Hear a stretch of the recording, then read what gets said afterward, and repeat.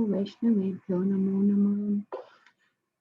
जय श्री कृष्ण चैतन्य प्रभु नित्यानंद, जय श्री अद्वैत गदाधरा श्रीवासादि गौर भक्तवृंदा। हरे कृष्णा कृष्णा कृष्णा हरे हरे, हरे रामा रामा रामा हरे हरे। नमो विष्णुपादाय कृष्ण पृष्ठाय भूतले श्रीमती भक्ति वेदांत स्वामी इति नामिने। नमस्ते सरस्वती देवे गौरवाणी प्रचारिणे, निर्विशेष शून्यवादी पाश्चात्य देश तारणे। मूकं करोति वाचालं पङ्गुं लङ्घयते गिरिं, यत्कृपातमहं वन्दे श्रीगुरुं दीनतारणं परमानन्दमाधवं कृष्णचैतन्येश्वरं। हरे Krishna. Okay, let's chant Bhagavatam prayers very quick. Om Namo Bhagavate Vasudevaya. Om Namo Bhagavate Vasudevaya. Om Namo Bhagavate Vasudevaya. Om Om Namo Namo Bhagavate Bhagavate Vasudevaya. Om Namo Bhagavate Vasudevaya. Om Om Namo Namo Bhagavate Bhagavate Vasudevaya. नारायणं नमस्कृत्य नरं चैव नरोत्तमं देवीं सरस्वती व्यासं ततो जयमुदीरयेत्। नष्टप्रायेषु भद्रेषु नित्यं भागवत सेवया भगवती उत्तमा श्लोके भक्तिर्भवति नैष्टिकी। कृष्णाय वासुदेवाय कृष्णाय वासुदेवाय देवकी नंदनाय च नन्दगोपाकुमाराय गोविन्दाय नमो नमः। Hare Krishna. Would anyone like to recite this shloka? I think we are on this one. Let me just double check. Any volunteers to read? Na vai jano jatu kathanchana braje. नागे जनो जनो जातु कथञ्चन कथञ्चनाव्रजे मुकुन्द सेव्य अन्यवाद अंगसंश्रितम्। मुकुन्दसेव्य मुकुन्दसेव्य अन्यावद् अन्यवाद अङ्गसंश्रितम् अङ्गसंस्कृतम् स्मरन् मुकुन्दाङ्घ्रि उपगुहनं स्मरन् स्मरन् मुकुन्दाङ्ग्रे मुकुन्दाङ्घ्रे उपागमनं उपागमनं पुनः पुनर् विहतुम् इच्छेन न रसगृहो जना। विहतुम् विहेतुं इच्छेन निश्चयेन नारसाग्रहो जना। नारसग्रहो जनाः। Translation and purport by His Divine Grace A.C. Bhaktivedanta Swami Prabhupada ki jai. I'll read translation. My translation. My dear Vyasa, even though a devotee of Lord Krishna sometimes falls down somehow or other, he certainly does not undergo material existence like other fruitive workers, etc. Because a person who has once relished the taste of the lotus feet of the Lord can do nothing but remember that ecstasy again and again. Hare Krishna. Would someone like to read the purport? I can do that, Mataji, if that's okay. Yes, Mataji, please. Hare Krishna. Purport.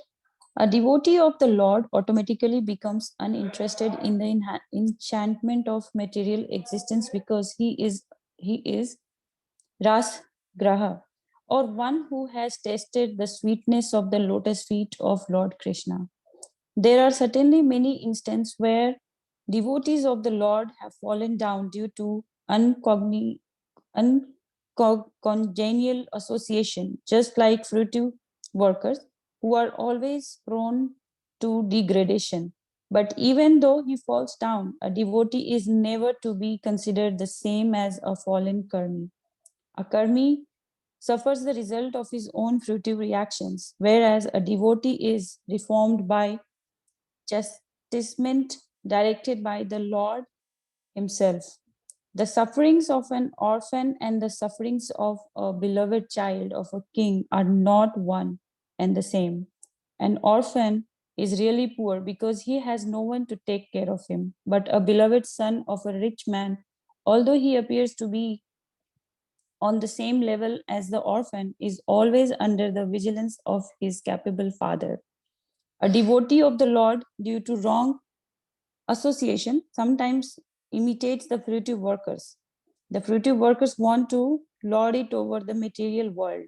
Similarly, a neophyte devotee foolishly thinks of accumulating some material power in exchange for devotional service. Such foolish devotees are sometimes put into difficulty by the Lord Himself. As a special favor, He may remove all material paraphernalia. But by such action, the bewildered devotee is forsaken by all friends and relatives, and so he comes to his senses again by the mercy of the Lord and is set right to execute his devotional service. In the Bhagavad Gita, it is also said that such fallen devotees are given a chance to take birth in a family of highly qualified brahmanas, or in a rich mercantile family. A devotee in such a position is not as fortunate as one who is qualified, one who is chastised by the Lord and put into a position seemingly of helplessness. The devotee who becomes helpless by the will of the Lord is more fortunate than those who are born in good families.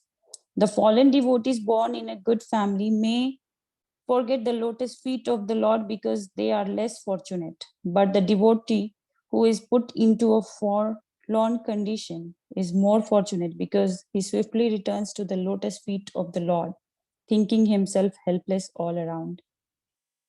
Pure devotional service is so spiritually relishable that a devotee becomes automatically uninterested in material enjoyment. That is the sign of perfection in progressive devotional service. A pure devotee continuously remembers the lotus feet of Lord Sri Krishna and does not forget him even for a moment, not even in exchange for all the opulence of the three worlds. Hare Krishna. Mataji, please share any thoughts on this. Yes, Mataji. So as I understand from the purport, it's like once you have started in the devotional service in the lotus feet of the Lord, even though like sometime you get distracted from the spiritual process, there will be time that you will come back. And once you get the taste of bhakti, you will not find anything else like as what do we say, like as enjoyful or fruitful as you find yourself when you are in the mode of bhakti.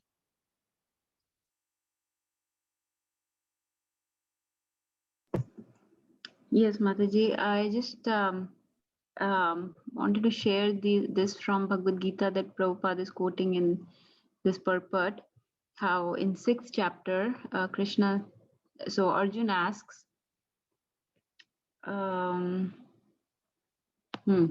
this text 38,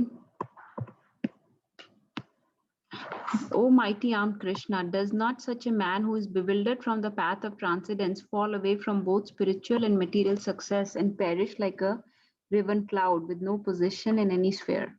So he asks Krishna that somebody who took up the path of spirituality or the path of transcendence and then fell away. So he could not do either properly. He was not successful at either material or on spiritual path. So what will happen to that person? So Krishna is asking what would be the condition of such a soul. Will he perish away like a riven cloud with no position in anything? This is my doubt, O Krishna, dispel it completely. And then Krishna replies, son of Pritha, a transcendentalist engaged in auspicious activities does not meet with destruction either in this world or in the spiritual world. One who does good, my friend, is never overcome by evil. So, and then Krishna elaborates what happens. So he says a transcendentalist who is engaged in these spiritual activities there is no danger for him. Like he does not meet destruction either in material world or in spiritual world.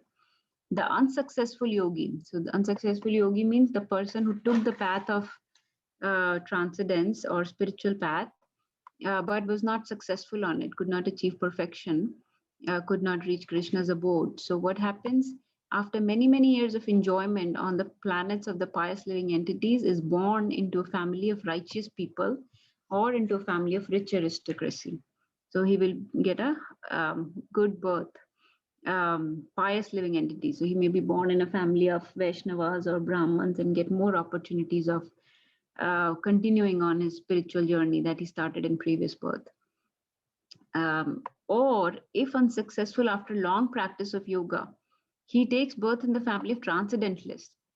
So this is actually, so this here, the first one is, if he did it for a short time and fell down, then he'll get a high birth, like rich aristocracy or pious people. But if he's unsuccessful after long practice, then he will take birth into the family of transcendentalists. So yogis or people with great wisdom who are great scholars in the scriptures, Vaishnavas, and such a birth is rare in this world. So such a birth is very rare, to be born in the Vaishnava family and continue on the path of spiritualism. On taking such a birth, he revives the divine consciousness of his previous life and again tries to make further progress to achieve complete success, O son of Kuru. And by virtue of this divine consciousness of his previous life, he automatically becomes attracted to the yogic principles, even without seeking them. So we see how some kids are able to take up these. Some people have the propensity to get attracted towards the path of spirituality. They're not very much attracted by the mundane, materialistic world, the worldly things, or they get attracted to this path of spirituality very easily. It's very easy for them to come to Krishna consciousness. So such people must have some spiritual credit from previous lives that they were able to continue.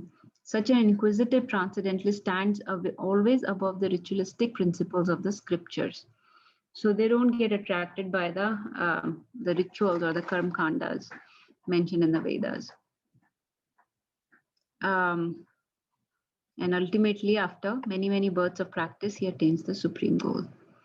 So I just wanted to share this, how in Bhagavad Gita, Krishna has given the whole sequence of events that can happen based on how much somebody practiced spirituality and how they had a fall down and how they'll get more opportunities in the next birth.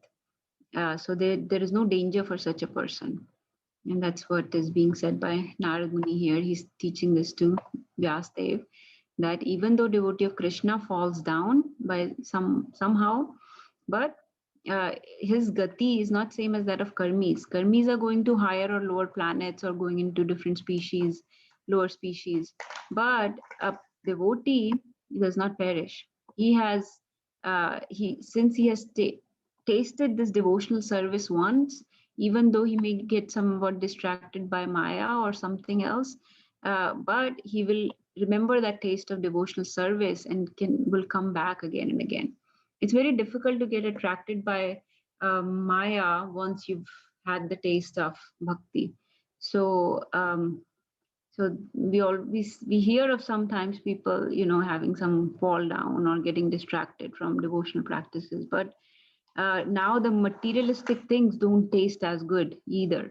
It's very difficult to enjoy those materialistic things that you enjoyed before coming into bhakti. So the bhakti or Krishna consciousness ruins any material enjoyment actually. And that's all I wanted to share. Please, everybody share their realizations, experiences.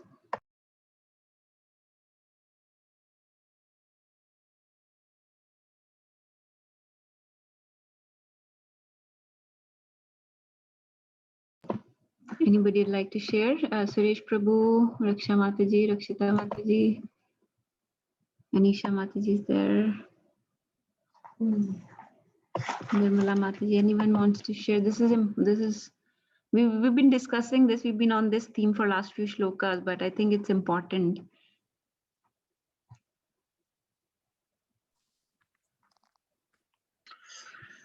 You explained very well, Mataji. ये तो है. You covered all the points. You explained beyond that. So we can. I'm good. If anyone wants to share anything, please share. Otherwise, Thank we you, can go to Mataji, the for next. sharing. Yes, we can go ahead. Mataji has explained very nicely, covered all the points. Hare Krishna. Mataji, I highlighted this point on the screen, which you sometimes like to talk about. I remember a long time ago, you talked about this, how some people are scared of coming into Krishna Bhakti because in Bhagavatam, there is a very famous shloka, which I don't remember, but the shloka says that if Krishna is extremely merciful upon you, then he will take away your all these materialistic attractions from your life, like family, wealth, all these things. And so you will have no choice but to stay firm on the path of devotional service. So Prabhupada is sharing how that should be considered extreme mercy of the Lord if that happens, where you're put into difficulty so that you will actually remember Krishna more. So if you lose the material attachments, instead of blaming Krishna, we should think that this is actually special mercy of Krishna that now we don't have those attachments, and so now we can execute just devotional service. There is nothing else left to do. Like the example of Shabri, which we were sharing a few days back on Ram Navami, how she quit her home, she left her home, and she had no money, she was not beautiful, she had no knowledge, no family left, and so she was a kinchan. And she had previous samskaras from previous life of wanting to engage in Vaishnav Seva and Bhakti. And so she retained those samskars, carried them on to the next life. And because she had nothing else, she was very much able to focus on Bhakti. And somebody shared, I think, is it Suresh Prabhu? Somebody shared. Oh, Atul Prabhu shared. Yes, so Prabhuji shared the shloka here. Shri Bhagavan Uvacha Yasyaham Anugrihnami Harishye Tadhanam Shane Tato Dhanam Tyajanti Asya Swajana Dukha Dukhitam. The personality of Godhead said, if I especially favor someone, I gradually deprive him of his wealth. Then the relatives and friends of such a poverty-stricken man abandon him. In this way, he suffers one distress after another. So this is special favor of Krishna that he's saying, I will gradually deprive him of his wealth. And he will be poverty-stricken, so friends and family will leave him because materialistic people care about only good relationships. So if you're left without any money, they'll leave you. And so no money, no family, no attachments. There will be one distress after another. So there is no choice but to take shelter of our only well-wisher, only friend, that's Krishna.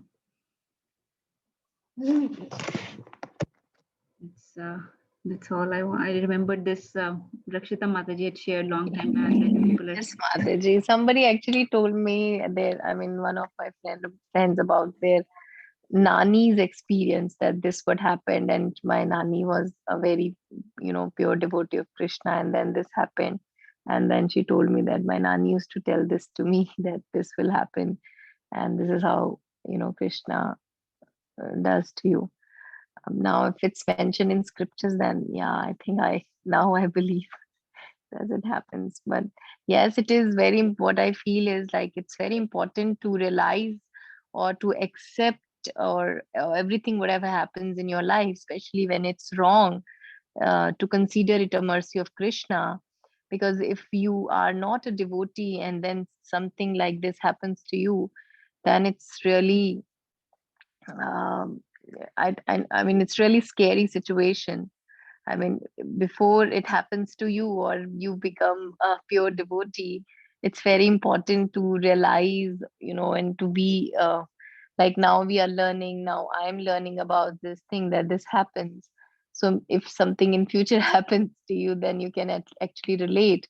But if you're not a devotee, then these situations are really, really scary. And then some people go in a very, very wrong path, and that which becomes very bad for the society. As we see in some cultures, it happens then if something happens to people's family and they are killed in some accident or something happens, they actually end up become terrorists, and then they do more harm to the society. True. So I think believing this, that whatever happens for good, and whatever happens in your life is always Krishna's mercy, be it good or bad. If you accept it, accept the situation and then move on, uh, then actually life is good. Otherwise it is, yeah. Hare Krishna. Thank you, Mataji. I just realized in this particular paragraph, actually, Prabhupada is making another point that, so we just read in 6th chapter, Krishna says that the people that do not achieve perfection, they will take birth in the family of qualified Brahmins or rich family, aristocratic family. But Prabhupada is saying further that devotee in such a position, so let's say you get a high birth or a good birth in a Vaishnav family, Brahmin family, even that person is not as fortunate as one who is chastised by the Lord and put into a position of helplessness. So if he actually punishes you or takes away those material attachments and puts you in this helpless position where you don't have much material attachments left, Prabhupada is saying that is a better position than to be born in a good family later on. So because even if you're born in a good family, you still have possible chance of falling down.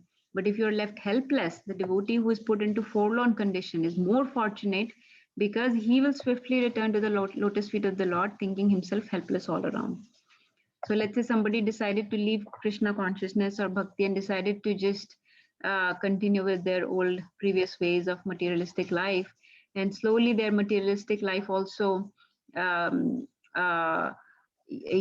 came to no good purpose and was taken away by Krishna's mercy, then that person will realize there is no point in all this.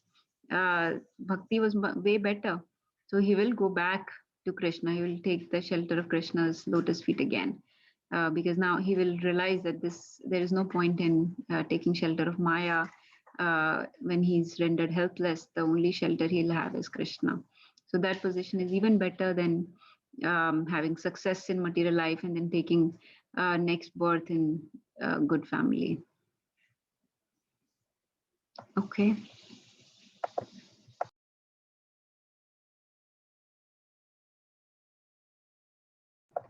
Would anyone else like to share, or should we do another one very quickly?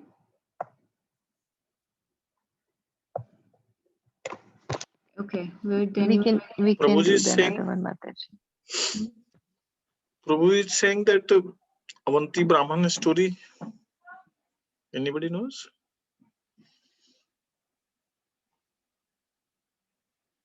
Prabhuji, I don't know very much in detail. I also don't know, Mataji. Prabhuji will have to share, or Nisha Mataji. I can Yes, try Mataji. to share a little bit whatever I remember. Yes, Mataji.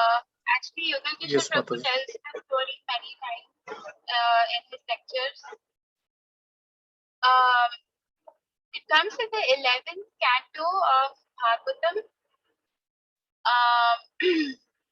So Avanti Brahman, he was a very great miser. Like he was so everything he would keep to himself. All his wealth.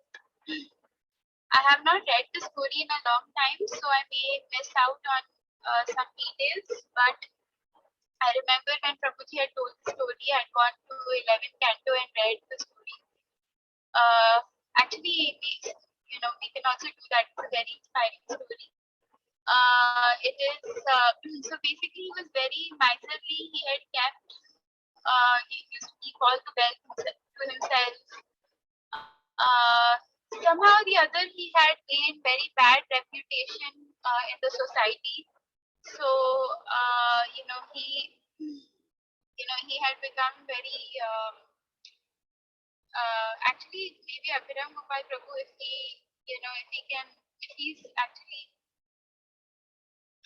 sharing, maybe he can share better, but I'll just share whatever I know.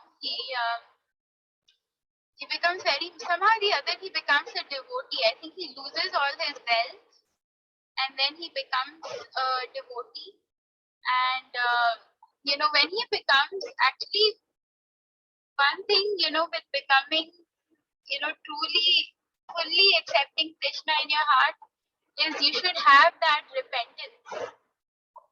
So he had somehow developed that repentance for everything that had happened, whatever details I don't remember, but whatever had happened in the past, he had developed that repentance, and that is the only way you can fully surrender to Krishna, when you have that deep repentance in your heart for whatever, when somehow or the other you realize that whatever life we're living is so sinful, and you develop that repentant heart, that's when Krishna fully becomes manifest, and that's when you can fully take shelter of Krishna.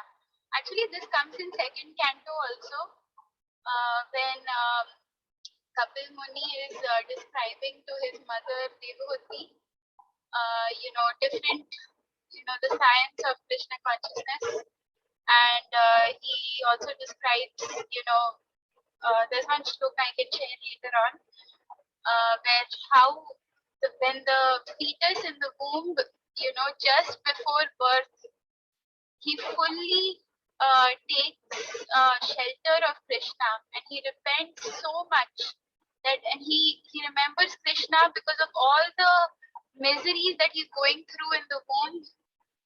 He's remembering Krishna so much that, at the time of, just before he's born, he tells Krishna that Krishna, this lifetime, I will use to remember you and only you. But as soon as, he is born into this material world, somehow or the other, the force of Maya engulfs him and makes him forget this promise to Krishna. So similarly, Avanti Brahman, he had developed this repentant heart, and he had become such a great devotee of Krishna, but the society knew him only as his previous miserly self. So they would throw stones at him, they would, say like, so many wrong things about him. But he knew his goal of life, his only focus was Krishna. So somehow or the other, he had, learned to, focus. I don't know, there are actually, these stories in Bhagavatam, many lessons you can draw out of them. I don't know if Aviram Gopal Prabhu had this particular lesson to draw out of the story, but please correct me if I made any mistakes or said it wrongly. Maybe he can share. I just loved the story that Vipul Kishore Prabhu had shared, so I thought I should share a few words. Thank you, Mataji. I pulled it up on the screen actually, if from the 11th canto, like you mentioned. If people would like, we can read it quickly or read the next shloka, either one. Please read it quickly. Huh? Say that I again. want to know. Yeah, I want to know that story. This is up to everybody else what they want, but I like you to read the story. Yes, Mataji, me too. Yes, Mataji. But Story. if other one want to, rest of the devotee want to go ahead, then we can do that too. We can read this synopsis in the beginning of this. Is that okay? Yes. Song of the Avanti Brahman. Okay. Would someone like to read a couple of paragraphs? Okay, I'll start. Yes, Prabhuji, go ahead, please. Continue, Mataji. Okay, the Song of the Avanti Brahman. This chapter tells the story of a mendicant sannyasi from the Avanti country as an example of how one should tolerate the disturbances and offenses created by evil persons. The harsh words of uncouth persons pierce the heart even more severely than arrows.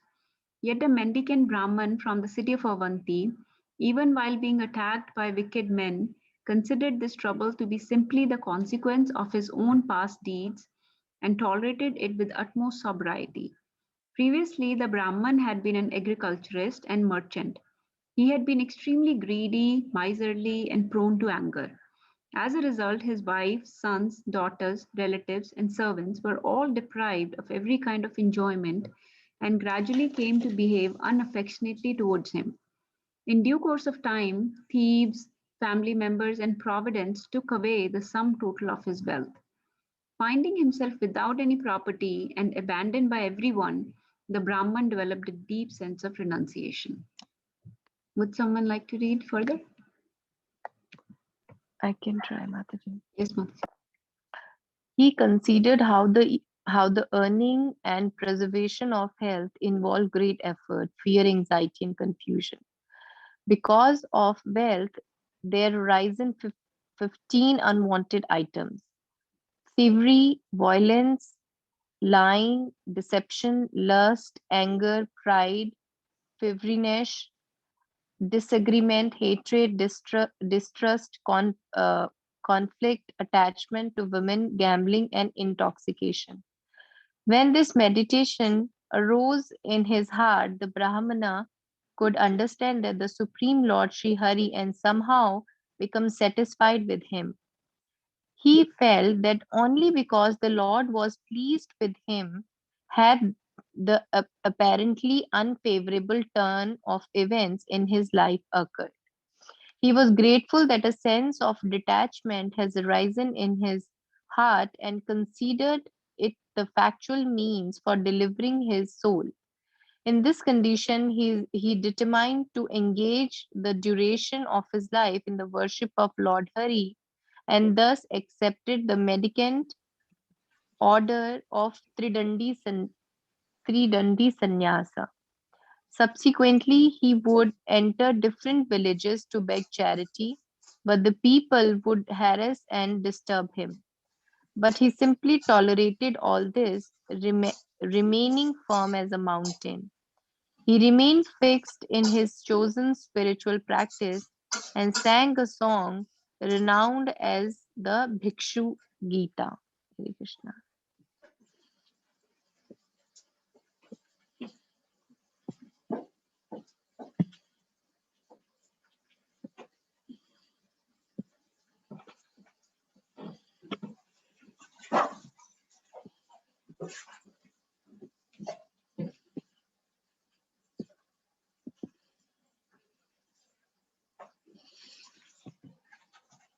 Neither, I can read the next, Mataji.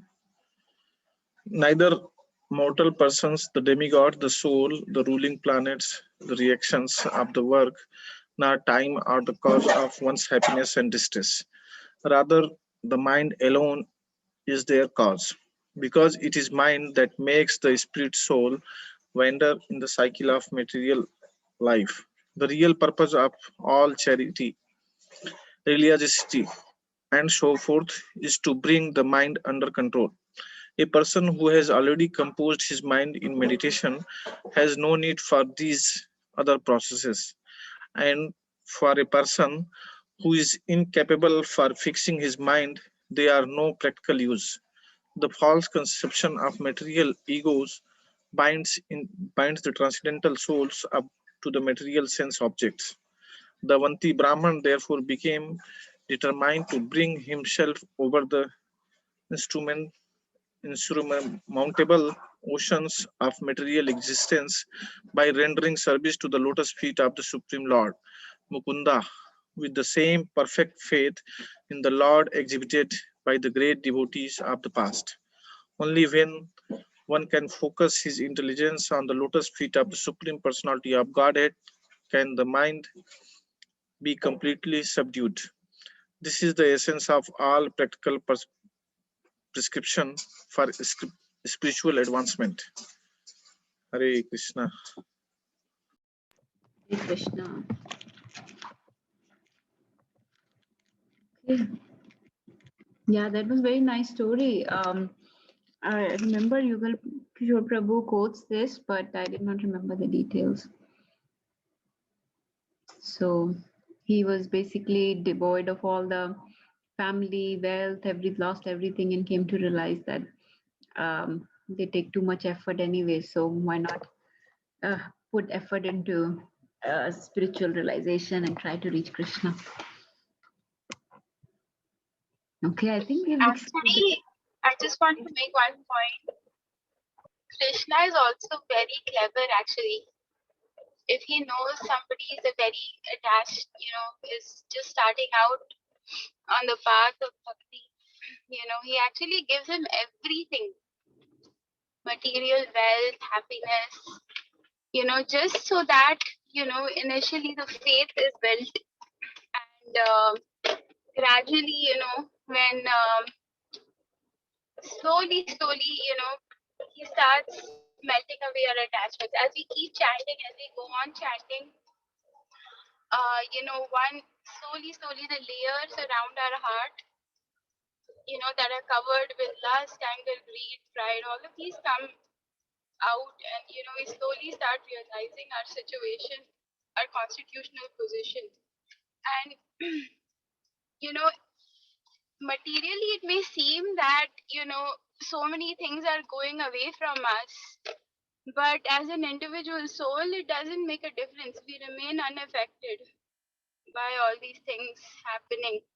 So initially when it happens, in the conditioned state, obviously we will get very affected, but really a truly pure devotee of the Lord take it as a blessing and as the mercy of Krishna and a chance for them to go back, for him to go back to him. So just wanted to share that point.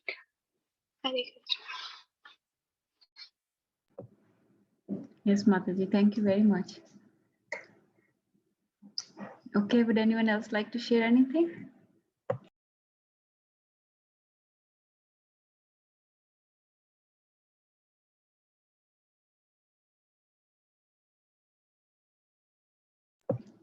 Okay, should we stop then?